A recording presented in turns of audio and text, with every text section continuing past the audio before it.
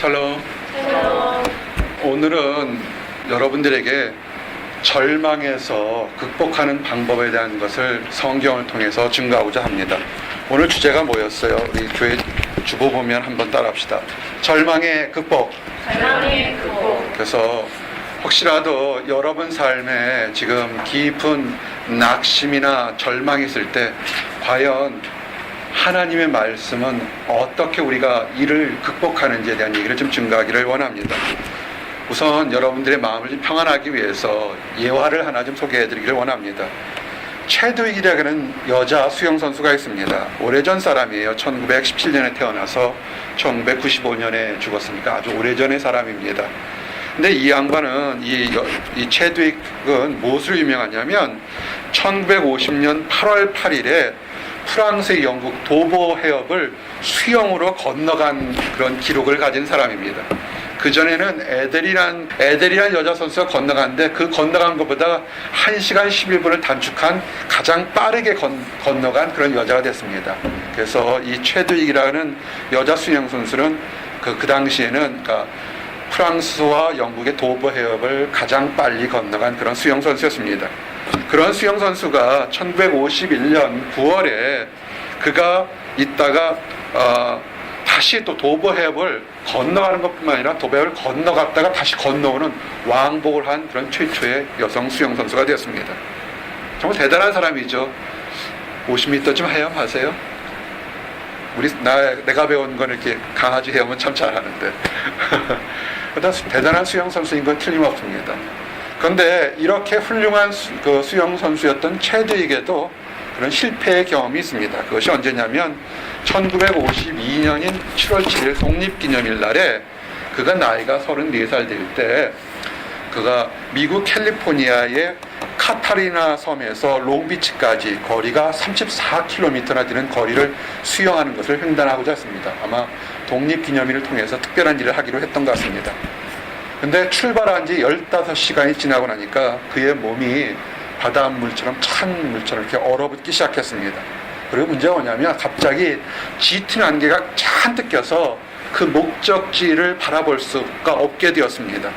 그래서 수영을 하는 이 최두익 앞에 이렇게 안내하는 지도선이 있었는데 그 배가 보이지를 않게 되었습니다.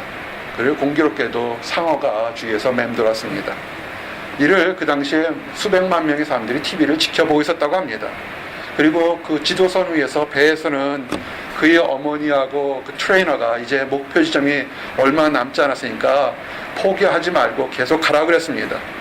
그런데 그 34km를 수영하기로 했던 그 최두익이 불과 목표를 800m 앞에 놓고 나서는 포기를 했습니다.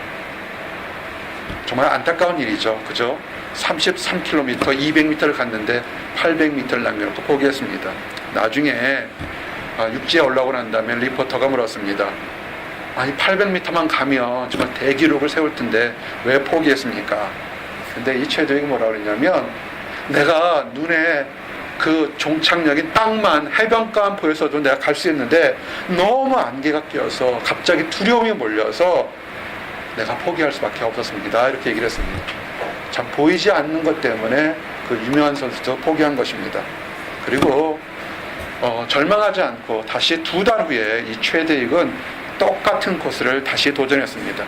이때도 역시 아마 그쪽 해협이 굉장히 이 보스 날씨처럼 변덕스러웠나 봐요. 갑자기 안개가 끽끽 껴서 그를 인도하는 안내선이 또 보이지 않았습니다.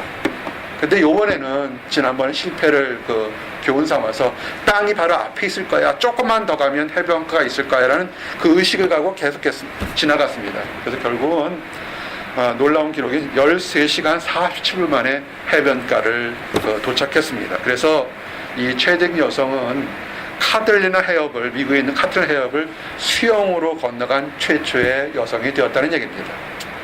참 똑같은 사람이 눈에 보이지 않았을 때 그 뛰어난 자질이 있지만 실패한 것과 눈에 보이지 않아도 바로 조금만 더 가면 희망이 있을 거라고 했을 때 그가 소망을 가지고 이뤘던 것을 보게 됩니다. 이제 여러분들에게 이 얘기를 들으면서 여러분 삶에 지금 내가 원하는 것이 지금 갑자기 안개가 확 껴서 아무것도 안 보이고 주변에는 잘할 수 있어, 조금만 가면 돼 하고 응하고 소리를 지르는데 내 눈에는 지금 아무것도 안 보이고 두려움이 왔을 때 어떻게 해야 될지에 대한 얘기를 오늘 증거하기로 원합니다. 결론은 최대익처럼 아무것도 안 보이더라도 조기만 더 가면 해변가가 있을 거야라는 그 희망의 목소리, 그리고 함께 우리 또 믿는 사람이니까 예수님과 함께 가는 그런 일이 있기를 원합니다. 아멘. 오늘 특별히 오늘 주신 말씀을 통해서 누가복음 8장 말씀을 통해서 뭘 하냐면 절망을 극복하는 방법을, 절망에서 이기는 방법을 소개하기를 원합니다. 첫 번째는 오늘 말씀을 이렇게 성경 말씀을 같이 보고서 이렇게 쫓아오시기 바랍니다. 누가복음 8장. 첫 번째 배경은 회당장 야이로의 절망과 간구에 대해서 좀 소개를 하기를 원합니다. 이 말씀의 이 누가복음 8장의 시작은 예수님이 거라사인의 땅에 이르러서 놀라운 일을 했습니다. 뭐냐면 군대 귀신 들린 사람을 치료해 주었습니다. 이 군대 귀신 들린 사람은 워낙 난폭해서 사람의 힘으로는 제어할 수 없는데 예수님의 말씀으로 쫓아냈습니다. 그래서 그 군대 귀신 들린 사람이 그 귀신들은 다 돼지 속에 들어가서 절벽에 들어서 다 죽게 되고, 정말 그 귀신 들렸던 사람은 온전해지는 놀라운 역사가 있었습니다. 이방 지역에서도 귀신을 쫓아내고 병을 고치는 역사가 있어서 이 소문이 다 돌았습니다. 그래서 이 소문이 예수님이 다시 갈릴리 지역으로 왔을 때 예수님이 소문이 얼마나 빨랐는지 예수님이 오신다는 소식을 듣고 수많은 사람들이 모였습니다. 오늘 말씀을 보면 이 성경 말씀이 이렇게 시작돼요. 예수께서 돌아오심에 무리가 환영하니 이는 다 기다렸음이러라. 아멘. 참 재밌죠? 예수께서 오셨는데 수많은 사람들이 이렇게 온 거예요. 우리 그리스 교회도 수많은 사람들이 좋은 설교, 좋은 찬양, 좋은 기도를 듣기 위해서 올 줄 믿습니다. 아멘. 사람이 많은 것도 좋지만 진실된 사람이 모였으면 더욱 좋겠습니다. 아멘. 근데 이 말씀이 이렇게 증거된 것에는 이유가 있습니다. 뭐냐면 수많은 사람들이 예수님 행한 놀라운 기적을 듣고 그들이 하나의 기대가 있었습니다. 우리가 있는 곳에서도 뭔가 놀라운 이적이나 기적이 일어나기를 바라는 심정으로 이렇게 다 모여 있었던 것입니다. 사람들이 기대가 온 겁니다. 오늘 여러분들 주일 예배에 어떤 마음으로 왔습니까? 아마도 오늘 뭔가 놀라운 이적이나 기적이, 아니면 내게 위로와 소망이 되는 말씀을 받을 줄 아는 그런 소망 갖고 왔습니까? 아멘. 오늘 대표독은 참 좋았어요. 그거 나중에 우리 에바점에 주세요. 번역해서 우리 책 하나 냅시다. 그리고 계속 번역할 거예요. 지금 지난주 거도 이렇게 영역하고 좋나요? 예, 그래서 계속 정성스럽게 번역하세요. 그래서 있어서 지금 오늘 시작은 뭐냐면 그 예수님의 사역 다른 것보다 많은 사람들이 무언가 일어날 거를 희망하고 또는 고대하면서 모였다는 얘기입니다. 그럴 때 회당장 야이로라는 사람이 예수님 앞에서 아주 무릎을 꿇고 간청을 했습니다. 자기 딸이 죽어가고 있으니까 와서 고쳐달라고 간구한 것입니다. 그것이 41절 42절 얘기예요. 이에 회당장인 야이로라는 사람이 와서 예수의 발 아래 엎드려 자기 집에 오시기를 간구하니 이는 자기에게 12살 된 외딸이 있어 죽어감 이러라. 아멘. 회당장이라는 것, 회당장의 신분은 당시에 예배 업무를 주관하는 그런 매우 중요한 위치였습니다. 그래서 회당장, 그러면 회당장의 신분은 그 당시 이스라엘 사회에서 굉장히 높은 신분을 얘기합니다. 그런데 그렇게 높은 사회적인 신분에도 불구하고 지금 어떡합니까? 청년 예수인 예수님의 발 앞에 어떻게 엎드려서 간구하고 있는 것입니다. 그냥 부탁한 것이 아니라, 내 딸이 아프니 좀 와주세요는 부탁한 것이 아니라 종이 주인에게 간구하는 것처럼 엎드려서 자기 딸을 고쳐달라고 하는 것입니다. 이런 회당장의 모습에서 우리들이 도전받는 것이 있습니다. 우리들의 신앙생활에서 정말 새롭게 도전되는 것이 있습니다. 무엇을 볼 수가 있겠습니까? 딸을 사랑하는 아버지의 극진한 모습을 보게 됩니다. 내리사랑이라는 것, 아버지가 딸을 사랑하는 것을 표현하는데 부끄러움이 없었다는 것입니다. 우리 이제 우리 미혼인 형제 자매들, 여러분들도 가정을 가질 것입니다. 나중에 여러분들이 자녀를 사랑할 때 사람 눈 신경 쓸 것이 하나 없습니다. 자녀를 사랑할 때 그 부끄러움을 보지 않고 온전하게 표현하는 것, 그것은 하나님 앞에 좋은 것입니다. 회당장이 그랬다는 것입니다. 내 딸을 사랑한다는 그 사랑의 마음을 표현하는데 무슨 형식이 필요하고 무슨 절차가 필요했겠습니까?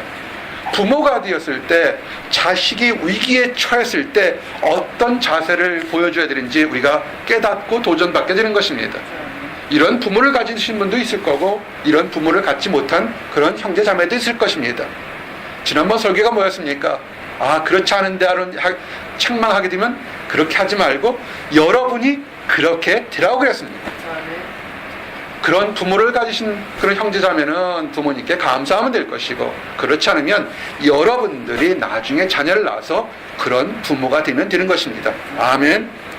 정말 그러면서 이 회당장 야이로는 예수님이 질병을 고쳐주시는 구세주의라는 것을 아주 간절히 믿었습니다. 얼마나 간절한 것인지 그의 행동을 통해서 알 수 있었던 것입니다.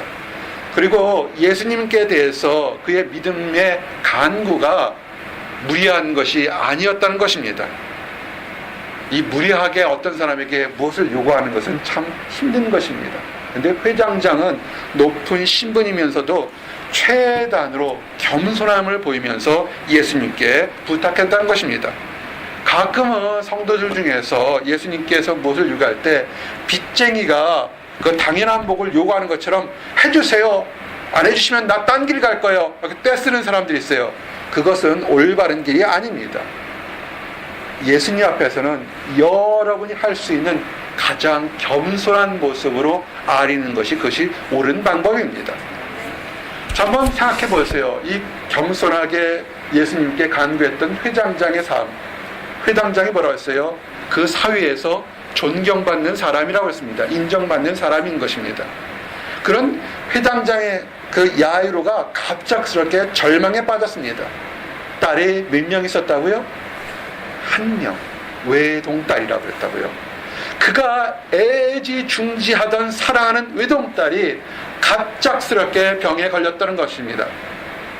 그가 가지고 있던 명예나 높은 신분 또는 재력이 위기의 순간에 딸을 구하는데 아무런 도움이 되지 못한 것을 발견한 것입니다. 이 사랑하는 딸의 나이가 몇이라고 했습니까? 12살이라고 했습니다. 현재의 나이로는 12살이면 아주 어린아이가 될지 모르겠지만 2000년 정시에 사람들의 평균 연령을 계산하고 당시 사회생활을 생각할 때 12살은 이제 어린아이에서 청년으로 그리고 여성으로서 삶을 인정받아서 사회생활을 할 수 있는 나이가 되었습니다. 그 당시 나이는 12살이 되면 부모의 동의 아래서 결혼까지도 할 수 있는 그런 나이였습니다. 뭘 얘기합니까? 회당장 야이로가 그가 자기 삶을 다 통해서 애지중지 키웠던 딸, 자기 삶의 또 다른 분신, 나의 삶의 또 다른 그 삶의 목표가 갑자기 모든 것이 무너져 내린 것을 보게 된 것입니다. 딸을 잘 키운 보람을 얻어서 인생의 노예에서 보람을 느꼈는데 그것이 사라지는 것과 똑같습니다. 이와 같은 모습은 이민사회에서 모습과 상당히 유사합니다. 이민자들의 모습이 언어가 안 되고 환경이 어렵고 물질이 어려워서 그들이 가진 멸시와 천대를 받으면서도 하나의 소망은 뭐냐면 우리의 자녀들이 이곳에서 언어가 능통해지고 좋은 학문과 좋은 환경에서 배워서 그 자녀들에게만큼은 좀 좋은 곳에서 나은 삶을 살기를 원했는데, 사실은 그런 자녀들이 그릇된 길을 간다 그러면 이민 온 사람 또는 객지에 타행살이 한 사람들의 그 삶이 어떻게 되겠습니까? 갑자기 무너져 내리는 것과 똑같은 절망을 맛보는 것일 겁니다. 회당장 야이로가 그랬다는 것입니다. 회당장 야이로가 간절했지만 회당장 야이로의 믿음은 성경에 나오는 것처럼 자기 하인을 고쳐달라고 했던 백부장의 믿음보다는 작고 연약했습니다. 이방인 백부장을 아십니까? 이방인 백부장은 예수님에게 자기 사랑하는 하인이 갑자기 병들었으니 와서 고쳐달라고 이렇게 부탁을 했습니다. 근데 이 이방인 백부장은 예수님을 어떻게 생각했냐면 구원의 주체라고 보기 때문에 예수님께서 오실 필요가 없이 말씀만 하시면 그 하인도 나을 거라는 그런 높은 믿음을 보였습니다. 그것이 누가복음 7장 6절에서 8절의 얘기인데요. 읽어드리겠습니다. 예수께서 함께 가실새 이에 그 집이 멀지 아니하여 백부장이 벗들을 보내어 이르되 주여 수고하시지 마옵소서 내 집에 들어오심을 나는 감당하지 못하겠나이다. 그러므로 내가 주께 나아가기도 감당하지 못할 줄 알았나이다. 말씀만 하사 내 하인을 낫게 하소서. 나도 남의 수하에 든 사람이요 내 아래에도 병사가 있으니 이더러 가라 하면 가고 저더러 오라 하면 오고 내 종도 이것을 하라 하면 하나이다. 아멘. 참 놀라운 믿음입니다. 예수님께서 말씀만 하시면 내 밑에 있는 하인도 그 말씀을 전할 때 나을 겁니다 라는 놀라운 믿음입니다. 예수님은 이런 백부장의 믿음을 보고 정말 칭찬하셨습니다. 이스라엘에 그 당시 이스라엘 사람 중에 이렇게 순수한 믿음을 가지는 사람이 없었다고 칭찬했습니다. 그리고 백부장의 하인을 말씀으로 고쳐주셨습니다. 그 누가복음 7장 9절 10절 보니까 예수께서 들으시고 그를 놀랍게 여겨 돌이키사 다른 무리에게 이르시되 내가 너희에게 이르노니 이스라엘 중에서도 이만한 믿음을 만나보지 못하였느니라 하시더라. 보냈던 사람들이 집으로 돌아가 보매 종이 이미 나아 있었더라. 아멘. 이와 같이 백부장처럼 큰 믿음의 용사만이 예수님의 축복을 받는 것은 아니라는 것입니다. 우리 함께 예배를 드리지만 함께 예배를 드리는 삶에서 순수한 믿음, 큰 믿음을 가진 사람도 있습니다. 그렇지만 반대로 의심하기도 하고 질투하기도 하고 또는 토닥토닥 싸우는 그런 어린아이 같은 믿음을 가진 사람도 있습니다. 이 회당장 야이로는 지금 자신의 삶이 무너져서 자신의 딸만을 살리는 절박한 심정을 가진 그런 사람이었습니다. 백부장만큼 큰 믿음은 아니었지만 연약한 믿음이었지만 그 연약한 믿음에도 예수님이 직접 움직이셨다는 것을 기억하시기 바랍니다. 내 믿음이 연약하다고 내 믿음이 부족하다고 낙심하거나 좌절할 필요가 없습니다. 낙심하고 좌절할 때 그것이 문제인 것입니다. 예수님은 큰 담대한 믿음도 들으시지만 작은 믿음, 연약한 믿음, 흔들린 믿음 그 소리까지도 들으시고 응답하십니다. 이것은 마치 꺼져가는 촛불을 끄지 않으시는 예수님의 사랑과 같습니다. 마태복음 12장 20절에 보니까 예수님의 사랑을 표현되어 있습니다. 상한 갈대를 꺾지 아니하며 꺼져가는 심지를 끄지 아니하기를 심판하여 일으킬 때까지 하리니 아멘. 상한 갈대와 꺼져가는 등불 같은 혹시한 그런 믿음이 있더라도 낙심하지 마시고 예수님 앞으로 나오시기 바랍니다. 아멘. 이렇게 회당장 야이로의 절망과 간구에 대해서 소개했습니다. 근데 동시에 또 한 사람이 오늘 성경에 등장합니다. 두 번째 얘기를 좀 증거하기를 원하면 12회 12년을 혈루병이 든 여인이 등장합니다. 예수님이 회당장의 집으로 갈 때 정말 어떻게 했다고요? 수많은 사람들이 예수님을 따르며 예수님께 좀 가까이 알고 밀고 당기고 정말 난리가 아니었습니다. 근데 그럴 때 12회를 혈루병을 앓던 여인이 은밀하게 예수님께로 다가왔습니다. 그 여인의 생각에는 예수님의 옷이라도 좀 만지면 자신의 병이 고쳐질 것이라는 강한 믿음이 있었습니다. 그래서 예수님의 겉옷을 살짝 만졌습니다. 그때의 모습이 오늘 읽었던 43절에서 44절 말씀입니다. 이에 12회를 혈루증으로 앓는 중에 아무에게도 고침을 받지 못하던 여자가 예수의 뒤로 와서 그의 옷가에 손을 대니 혈루증이 즉시 그쳤더라. 아멘. 이 혈루병이라는 것은 일반적으로는 혈관 조직이 좀 약해져서 혈관의 틈을 통해서 피가 이렇게 몸 밖으로 나오는 것을 말합니다. 근데 오늘 여기서 나오는 것은 만성 출혈 증상을 보였던 것처럼 12년이니까요. 만성 출혈 증상을 보이는 것들은 아마도 여인의 자궁벽에 종양이 생겼던 것이 아닌가 생각합니다. 그래서 규칙적으로 또는 불규칙적으로 여인이 계속 자궁에 병이 생겼으니까 계속 피가 몸 밖으로 흘러나는 그런 병을 의미하는 것 같습니다. 정확한 이 병은 우리는 알지 못하지만 이 여인은 계속 피가 몸 밖으로 흘러나는 그런 몹쓸 병을 앓고 있었습니다. 그런데 당시에 유대인 사회에서는 이와 같이 여인이 혈루병을 앓고 있는 것을 그렇게 불쌍히 여기지 않았습니다. 오히려 혈루병을 앓고 있는 여인은 그것은 그 여인이 뭔가 하나님 앞에서 사람 앞에서 죄를 범했기 때문에 죄를 범해서 있는 죄에 대한 결과로 그렇게 병을 앓는다, 이렇게 생각하고 있었습니다. 그래서 이런 병을 앓고 있는 사람은 무시했고 천대했고 이렇게 격리시켰습니다. 정말 힘든 일이죠, 그죠? 몸이 아파서, 우리 자매들 많지만 자매들의 특성상 몸이 아플 때 있을 때 좀 이렇게 따뜻한 말 포용해 줘야 되는데 오히려 돌보지를 못하고 사이로부터 너는 부정한 사람이고 너는 하나님으로부터 징벌받으니까 우리와 함께 있지 말라, 떨어져 나가라, 이렇게 격리시켜 버렸다는 것입니다. 이 혈루병을 앓은 여인은 사람들로부터는 무시를 받았고 천대를 받았고 그 이스라엘 백성들의 사위로부터는 완전히 격리당했던 그런 슬픈 여인이었습니다. 12년입니다. 12년의 세월은 그는 평상시에 사람들이 만나는 것을 굉장히 두려워했을 것입니다. 그런데 그렇게 힘들고 무시받고 천대받았던 여인이 그가 들은 것이 뭐냐면 예수님이 이 지역에 오셨다는 말을 들었습니다. 절망 가운데 12년의 삶을 살았던 여인이 갑자기 용기와 희망을 내었습니다. 그래서 사람 그러면 얼굴도 보기 싫어서 피했던 사람이 그 수많은 사람들을 뚫고서 그가 앞으로 나갔던 것입니다. 회당장의 딸이 갑작스럽게 질병이 생기기 전까지 12년 세월, 참 똑같이 12년이라는 묘한 아이러니인데 12년의 세월에는 어떤 세월이었을까요?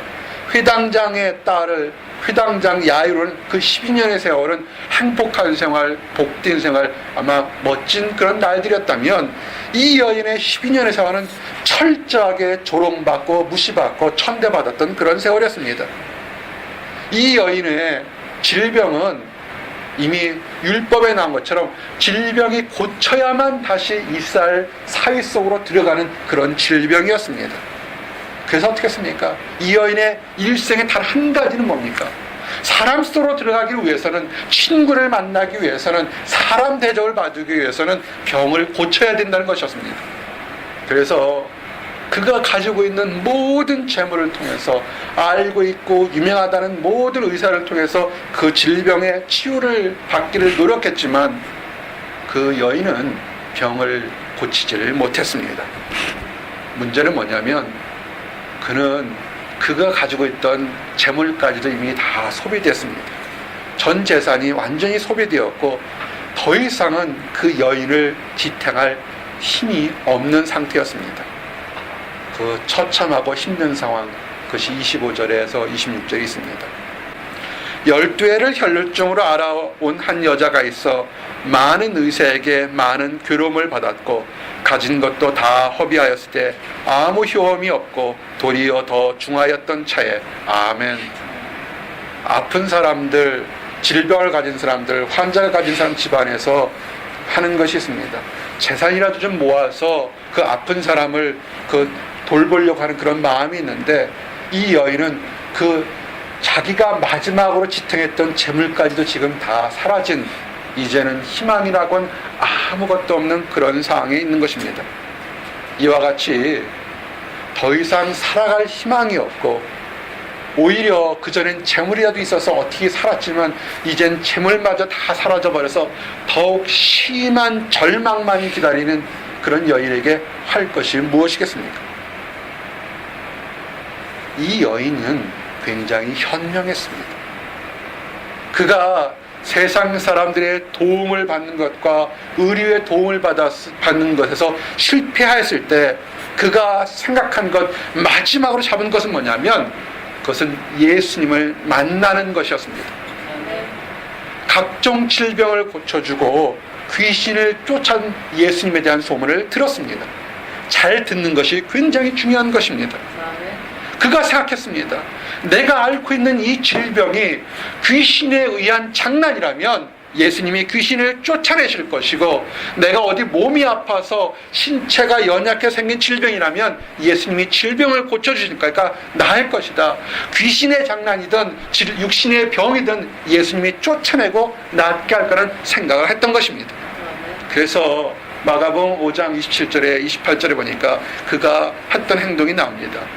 예수의 소문을 듣고 무리 가운데 끼어 뒤로 와서 그의 옷을 손을 대니 이는 내가 그의 옷에만 손을 대어도 구원을 받으리라 생각함이로라. 아멘.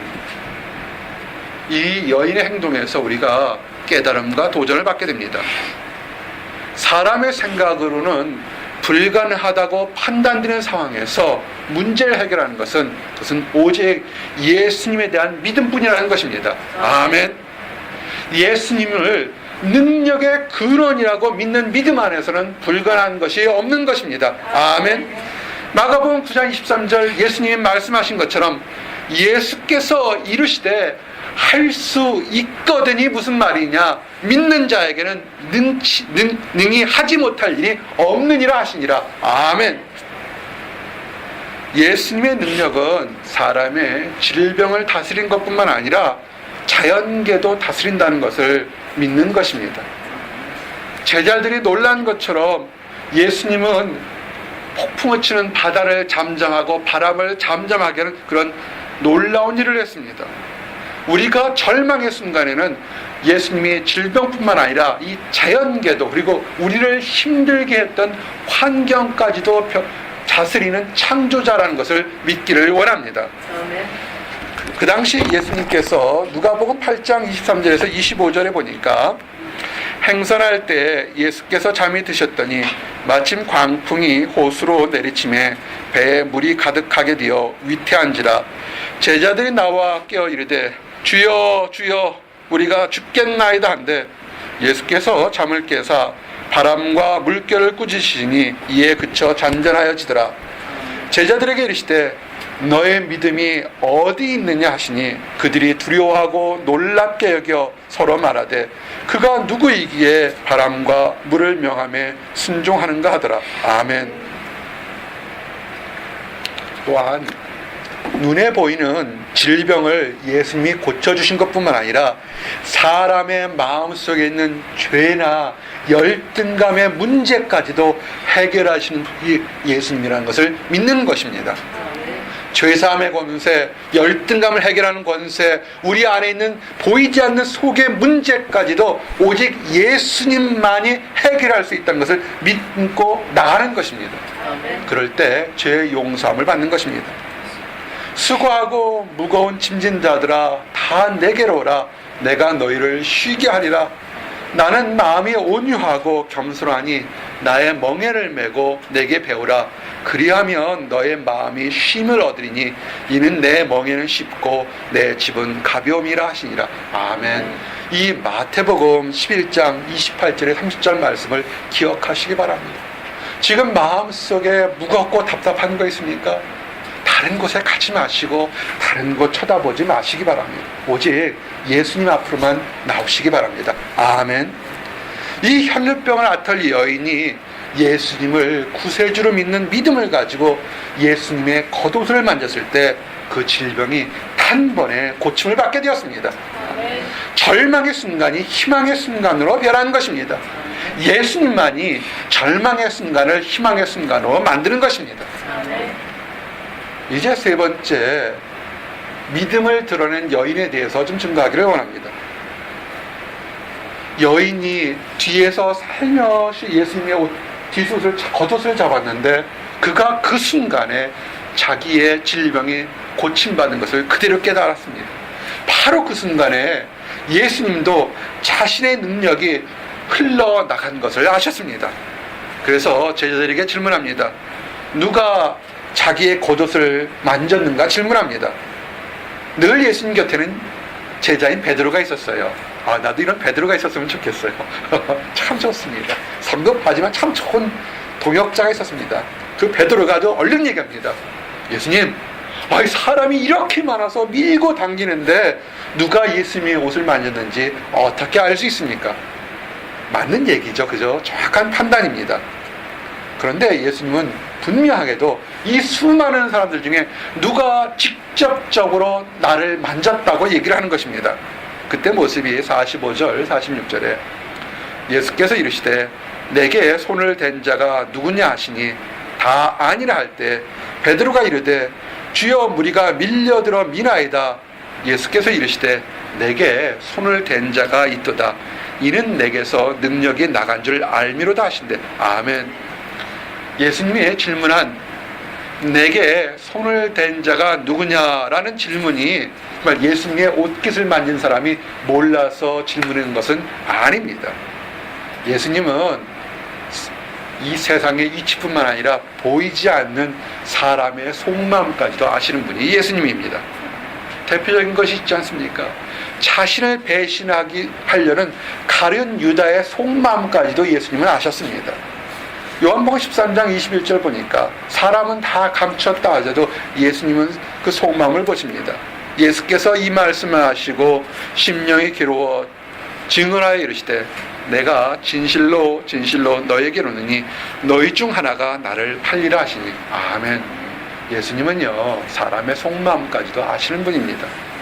이와 같이 모든 것을 아시는 예수님이 사람들 앞에서 누가 내게 손을 댔냐고 질문한 것에는 거기는 책망이 아니라 또 다른 축복을 주기 위해서 질문했던 것입니다. 이유가 뭡니까?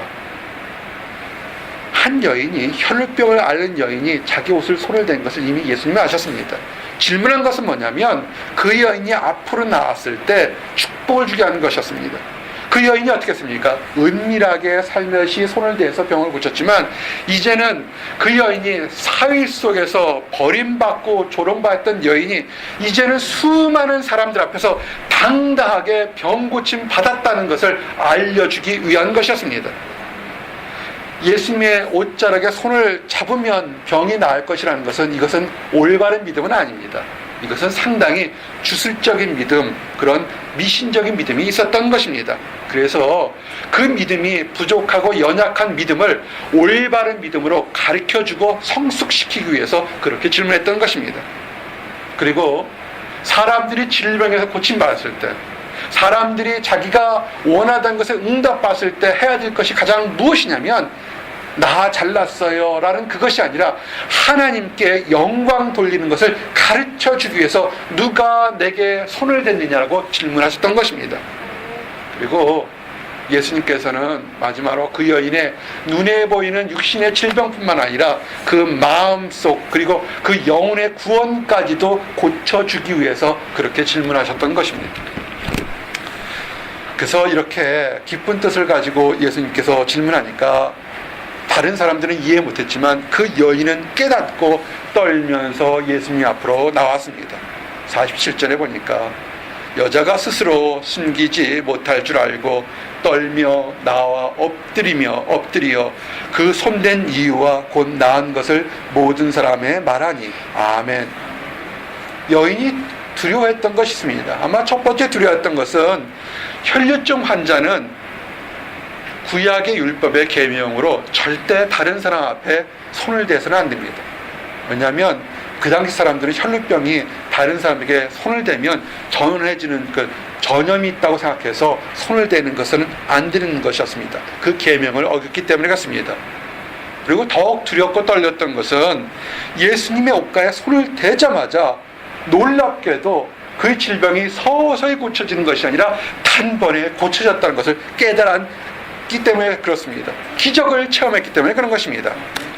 이 여인은 아주 은밀하게 손을 댔는데 모든 것을 아시는 예수님의 전지전능함 때문에 그가 떨었던 것입니다. 그런데 예수님은 이렇게 솔직하게 자기가 받은 은혜와 떨림을 그대로 드러난 여인을 책망하지 않았습니다.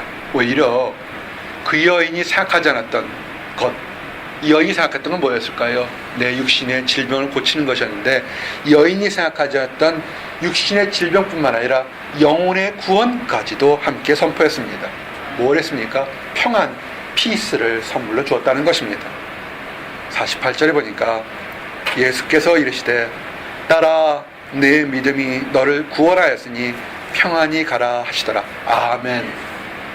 진정한 축복은요, 어떤 기도응답 받은 현상이 이루어진 것이 아니라 그것을 넘어서 그 기도가 이루어지든 안 이루어지든 간에 그 마음속에 피스, 평안이 넘칠 때 그것이 진정한 축복인 것입니다. 생각해 보세요. 하루도 아니고 한 달도 아니고 1년도 아니고 5년도 아니고 12년이라는 세월을 절망 속에 산 여인이 어떻게 희망을 얻게 되었습니다. 그 여인은 예수님 앞에 나와서 자신의 모든 것을 솔직하게 털어놨습니다. 그래서 그로 인하여 그녀는 얻지 못했던 평안까지도 선물로 받았습니다. 저는 이 말씀을 준비하면서 이 작은 목자도 얼마나 큰 위로 받았는지 모르겠습니다. 한 해도 아니고 두 해도 아니고 5년도 아니고 10년도 아니고 14년째 캠퍼스 사역을 하면서 느꼈던, 무시로 찾아왔던 낙담과 절망 속에 있을 때, 아, 하나님 무엇을 원하십니까? 라는 질문을 던졌습니다. 그런데 우리가 은혜 받기 위해서는 한 가지 해야 될 것이 있습니다.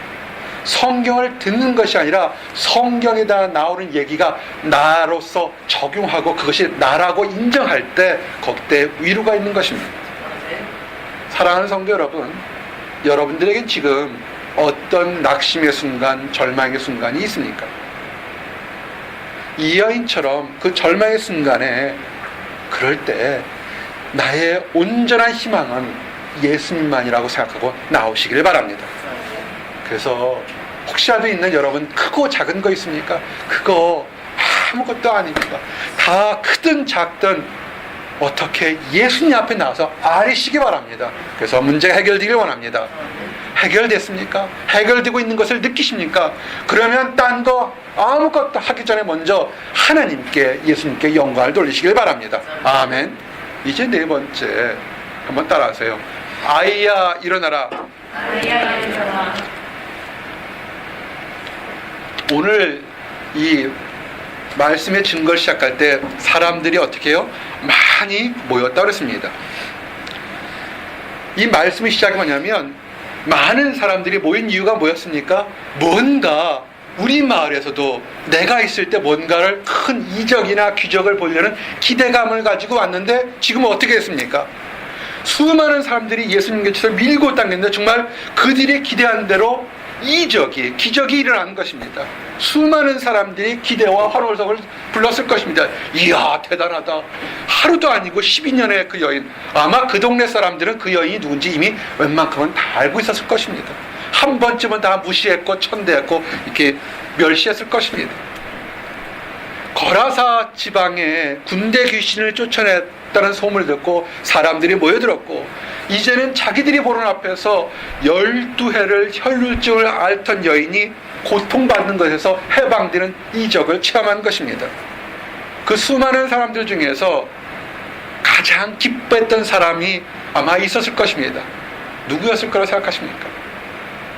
나는 아마 예수님께 왔던 회당장 야이로였을 것입니다.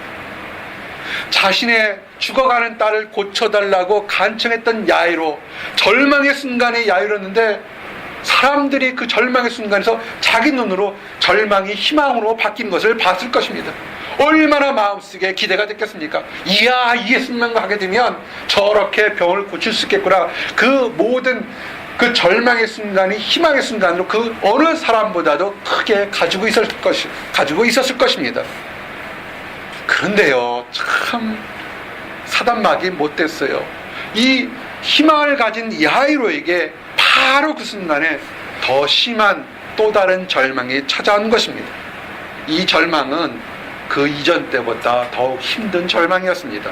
뭐였냐면, 야이로가 나올 때는 딸이 죽어가고 있었는데 지금은 뭐냐면, 자신의 집에서 사람이 와서 자신의 사랑하는 딸이 죽었다는 것입니다. 49절에 보니까 아직 말씀하실 때 회당장의 집에서 사람이 와서 말하되 당신의 딸이 죽었나이다. 선생님을 더 괴롭게 하지 마소서 하거늘. 아멘.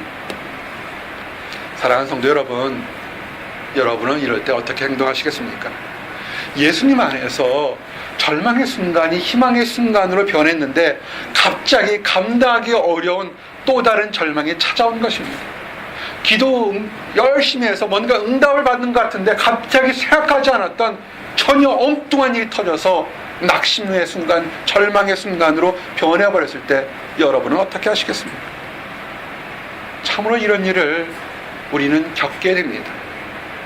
하나님을 알지 못해서 좀 열심히 잘 믿어보려고 말씀도 읽고 묵상하고 예물도 드리고 기도하고 전도해서 마음의 평안도 얻고 하나님에 대한 응답도 받았는데 이제는 뭔가 형통하리라 생각했는데 오히려 더 힘들고 어려운 일이 찾아왔을 때 여러분은 어떻게 하느냐는 것입니다.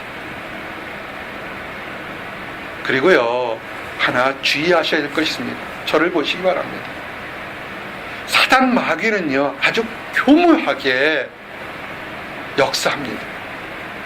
예수님의 능력을, 기적을 기대하고 있는데 이제는 그 사람이 찾아와서, 가장 가까이 있던 사람이 찾아와서 뭐라고 했냐면 이제는 예수님의 도움이 필요 없으니 예수님을 쉬게 하라, 예수님을 괴롭게 하지 말라고 권하는 것입니다. 이렇게 예수님을 위한 것처럼 이렇게 얘기할 때 여러분은 어떻게 하시겠습니까? 이 질문입니다. 이것은 마치 오라비 나사로가 죽어서 장사 지낸 다음에 찾아온 예수님에게 그 누인 마리다가 얘기한 것과 똑같습니다. 예수님이 나사로가 죽어서 장사 지낸 것을 알면서도 찾아왔습니다. 그랬더니 이 마르다는 예수님을 참 좋아하는데 뭐라고 질문하냐면 이미 죽어서 냄새가 났는데 뭘 어떻게 하시겠습니까? 예수님 더 이상 귀찮게 하지 마시고 이제는 어려운 일 하지 마십시오라고 한 그런 얘기와 똑같습니다. 요한복음 11장 39절에 보니까 예수께서 이르시되 돌을 옮겨 놓으라 하시니 그 죽은 자의 누이 마르다가 이르되 주여 죽은 지가 나흘이 되었음에 벌써 냄새가 나나이다. 아멘. 예수님을 괴롭게 하지 말라고 하는 것은 어떻게 보면 예수님을 위하는 것 같지만 사실은 실은 아주 교모한 사단의 함정인 것을 알아야 합니다. 예수님이 끝났다고 말씀하기 전까지는 모든 일은 끝난 것이 아닙니다. 사람이 예수님보다 이리라 저래라 하는 것은 그는 교만인 것입니다. 우리가 상담하거나 우리가 예배를 드리거나 많은 사람들을 만날 때 목회자에게 이런 얘기했습니다. 아이 목사님 다 끝났어요. 이제는 안 돼요. 기도한다고 되겠어요?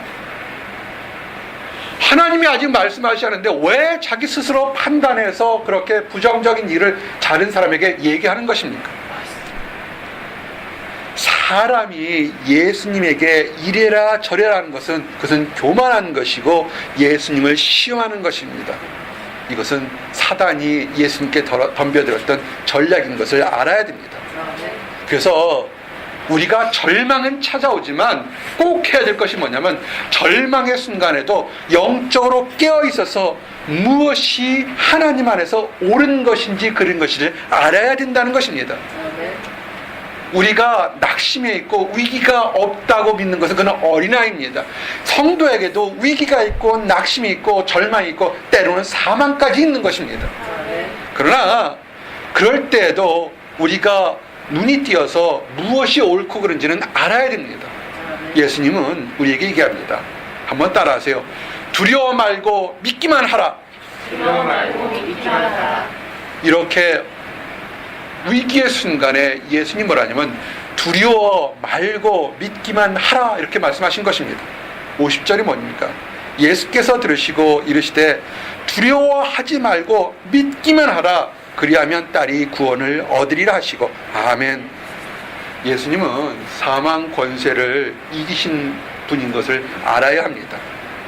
예수님은 사망의 권세를 둘러싸인 사람을 해방시키는 권세를 가지고 계십니다. 죽은 나사로를 살리심으로 그가 사망의 권세를 이기는 힘이 있다는 것을 이미 보여주셨습니다. 요한복음 11장 41절에 44절에 죽은 나사로를 살리셨습니다. 돌을 옮겨 놓으니 예수께서 눈을 들어 우러러보시고 이르시되 아버지여 내 말을 들으신 것을 감사하나이다. 항상 내 말을 들으시는 줄을 내가 알았나이다. 그러나 이 말씀을 하옵는 것은 둘러싼 무리를 위함이니 곧 아버지께서 나를 보내신 것을 그들로 믿게 하려 함이니이다. 이 말씀을 하시고 큰 소리로 나사로야 나오라 부르시니 죽은 자가 수족을 배로 동인채로 나오는데 그 얼굴은 수건에 쌓였더라.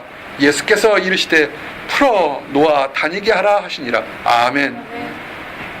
예수님이 회당장 야율의 집으로 갔습니다.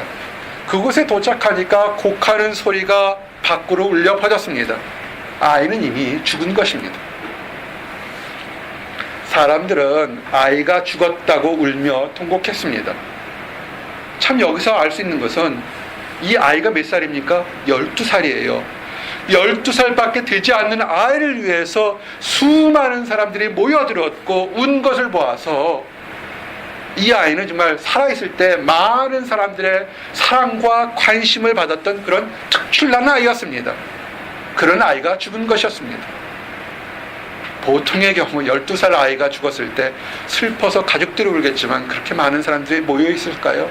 이 아이는 정말 태어나서부터 수없이 많은 사람들의 관심과 인정과 사랑을 받았던 그런 아이였던 것을 알 수 있습니다.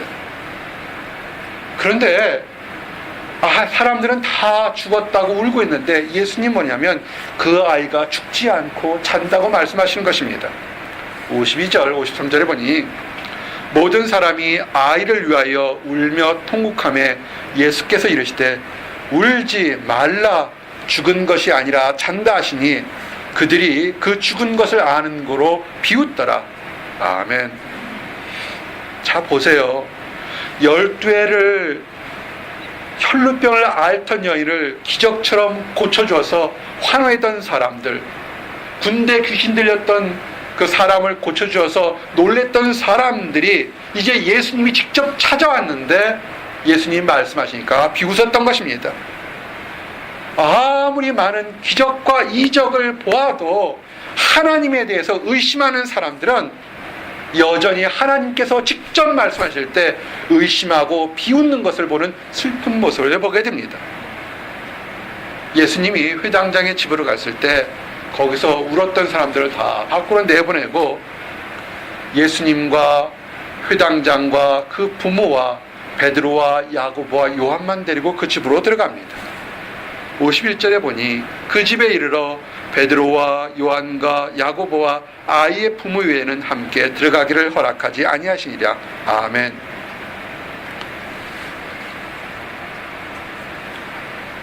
예수님이 선택한 소수의 사람들만을 데리고 집으로 가신 것에는 특별한 이유가 있었습니다. 그것은 예수님의 능력을 전적으로 신뢰하여 간구하는 사람에게, 그런 신뢰하는 사람만에게 예수님이 능력을 보여주시는 것입니다. 예수님이 12회를 앓는 여인을 많은 사람에게 보쳐주셨지만 더 특별한 은혜를 주시기로 할 때는 오직 은혜 받기를 간구하는 사람에게만 주신다는 것을 생각하셔야 됩니다. 예수님이 집으로 들어가셨습니다. 죽은 아이가 있습니다. 아이에게 얘기합니다. 예수님 말씀 뭐냐 이렇게 하셨습니다. 달리다 쿵! 이 말을 바꾸면 아이야 내가 말하노니 일어나라 이렇게 하셨습니다. 그러자 그 죽은 아이가 살아났습니다. 그리고 영이 들어와서 일어나게 됐습니다. 그러자 예수님께서는 이제 먹을 것을 주라고 얘기합니다.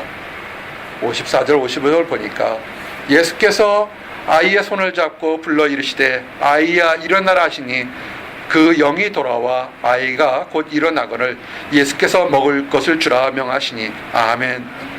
사랑하는 성도 여러분, 예수님의 이적을 구경하려고 수많은 사람들이 모여들었습니다. 근데 그 정작 그 이적의 기적을 체험하는 축복은 몇 사람이 경험했습니까? 간절함으로 찾아왔던 12회를 혈루병 앓던 여인이 경험했습니다. 그리고 또한 한 번은 희망이, 한 번은 절망이, 한 번은 희망이 왔다 갔다 날 그 모든 것을 잃어버렸던 야이로에게 마지막까지 희망을 잃지 않았던 그 야이로에게 희망을, 기적을 체험한 것이었습니다. 자, 그럼 질문합니다. 이 우리의 오늘 얘기는 수없이 많은 사람들이 예수님께 몰려들었다고 했습니다. 그 수많은 사람들 중에서 이 야이로의 가정과 12해를 혈루증하던 여인 외에 또 누가 이적을 체험했습니까? 그들은 단지 이 기적을 목격은 했지만 예수님의 능력을 체험하지는 못한 슬픈 일을 겪었던 것입니다. 현대의 성도들 중에서 예수님의 수많은 능력과 이적은 어제도 오늘도 그리고 내일도 이어지고 있습니다. 그런데 그 수많은 이적이 일어나고 있는데 그 많은 사람들 중에서 왜 소수의 사람들만이 그런 이적을 경험하느냐 하는 질문입니다. 다른 사람이 기도 응답을 받았다고, 다른 사람이 이적을 체험할 때도 그들이 듣기는 하여도 그들은 그런 능력이 나의 삶에는 아무런 영향이 없는 그냥 눈으로 쳐다보는 방관자요 시청자의 역할을 했기 때문에 그런 것입니다. 이것은 이렇게 사는 현대의 성도들의 모습은 그 당시에도 예수님께서 야이로의 딸을 죽었던 것을 살렸을 것을 눈으로 그냥 봤던 사람과 똑같은 것입니다. 우리는 어떻게 되겠습니까? 만약 그랬다면 그 누구보다 먼저 예수님 앞에 발 앞에 묻들여서 주님 나도 고쳐주십시오. 주님 우리 집에도 오십시오. 주님 내가 잘못했으니 내 죄를 용서해달라고 붙들어야 되는데 그렇게 하지 않았다는 것입니다. 지금도 수없이 많은 교회에서 이적과 기적이 체험하는데 그래 그럴 거야 나도 예전엔 그랬어 쳐다보기만 하지 주님 내게 문제가 있으니 나를 고쳐달라고 무릎 꿇고 기도하는 사람은 그렇게 많지 않다는 것입니다. 그런 사람들의 모습을 보고 예수님은 마지막 말씀을 하십니다. 그들의 그 아이의 부모에게 뭐냐면 이 일을 다른 사람에게 알리지 말라고 그런 것입니다. 8장 56절에 보니까 그 부모가 놀라는지라 예수께서 경고하사 이 일을 아무에게도 말하지 말라 하시니라. 아멘. 예수님께서 이렇게 말하지 말라라는 함구령을 내린 것은 그 부모가 아이가 살아난 것에만 집착해서 하나님께 영광 돌리는 것을 잃지 않도록 하려고 하는 것입니다. 아이가 살아나서 너무 기뻐서 하나님께 영광 돌리지 못하면 그것을 실수하는 것입니다. 그리고 아직 예수님은 공생의 사역의 기간이 좀 더 해야 됩니다. 예수님 때가 언제입니까? 모든 사람의 죄를 위해서 대신 짊어지고 십자가에 지실 때까지 해야 되는데 아직 그때까지가 되지 않았던 것입니다. 이것을 그런 하나의 놀라운 이적으로만 봐서 어떻게 하든지 예수님의 사역을 회방하려는 유대인들의 회방을 막아서 복음을 올바로 전달하려는 예수님 뜻이 있어서 알리지 말라고 그랬던 것입니다. 사랑하는 성도 여러분, 예수님의 능력은 2000년 전에로 그쳤습니까? 아닙니다. 예수님의 능력, 이적과 기적은 과거에도 일어났고 현재에도 일어났고 미래에도 일어날 것입니다. 아멘. 그러면 나와 여러분이 해야 될 것은 뭐냐면 그런 놀라운 축복을 바라보고 듣기만 하는 그런 시청자, 관람자의 입장이 아니라 그런 얘기가 있으면 찾아가서 무릎을 꿇고 나도 해결해달라고 그렇게 간절히 기도해야 되는 것입니다. 회당장 야이로가 그 높은 신분을 가지고도 무릎을 꿇고 간절한 것처럼 우린 더 연약한 모습으로 겸손한 모습으로 예수님께 아뢰어야 된다는 것입니다. 지금 혹시라도 갑작스럽게 찾아온 낙심이나 절망의 순간이 있습니까? 그거 하나 때문에 화가 나고 분노하고 답답해합니까? 이건 교만한 모습입니다. 겸손하게 하나님께 들어서 고쳐주시옵소서, 낫게 해주십시오. 예수님께 기도하시기를 바랍니다. 그리고 또한 때가 되면 기도 응답을 받을 것입니다. 놀라운 응답을 받았을 때 가장 먼저 하나님께, 예수님께 영광을 돌리기를 바랍니다. 그리고 혹시라도 우리 주변에 하나님을 알지 못하는 사람들이 있습니다. 그 사람들에게 가서 예수님은 질병과 사망을 고치는 것뿐만 아니라 죄의 문제까지도 해결하신 구세주라는 것을 알려야 합니다. 그래서 그 사람들도 절망과 낙심 속에서 새로운 희망을 갖고 살 수 있도록 우리가 그 사역을 감당해야 됩니다. 그래서 그 사역 잘 감당해서 잘했다 칭찬받는 모든 사람들이 되시기를 예수님 이름 받들어 축원합니다. 아멘. 기도하시겠습니다. 하나님 감사합니다. 절망의 순간에, 좌절의 순간에 두려워 말라 믿기만 하라 말씀하신 예수님의 그 능력으로 인하여 감사합니다. 아무것도 보이지 않고 짙은 안개 속에서 헤매있을 때 오직 예수님만의 바라보고 나가게 하심을 인하여 감사합니다. 하나님께서 우리에게 주신 사랑을 아버지 믿고 나갈 수 있게 하심을 인하여 감사합니다. 우리 사랑하는 성도들, 혹시라도 마음속에 좌절과 낙심이 있습니까? 두려움이 있습니까? 결코 포기하지 말고 두려워 말라 믿기만 하는 예수님 말씀 듣고 나갈 수 있도록 인도하여 주시옵소서. 아버지, 우리가 연약한 믿음을 가졌지만 늘 겸손하게 하나님 앞에 나갈 수 있도록 인도하시고 응답받았을 때 가장 먼저 하나님께, 예수님께 영광 돌릴 수 있도록 허락하여 주시옵소서. 아직 하나님을 알지 못하는 사람들이 있습니다. 안다고 하면서도 낙심과 좌절에 있는 사람들, 분노 속에 있는 사람들, 죄 속에 있는 사람들에게 이 기쁜 소식이 전달될 수 있도록 허락하여 주시옵소서. 우리들을 들어 사용하여 주셔서 그들에게도 우리가 누리는 기쁨과 소망을 맛볼 수 있도록 인도하여 주시옵소서. 감사드립니다. 예수 그리스도 이름 받들어 기도드렸습니다. 아멘.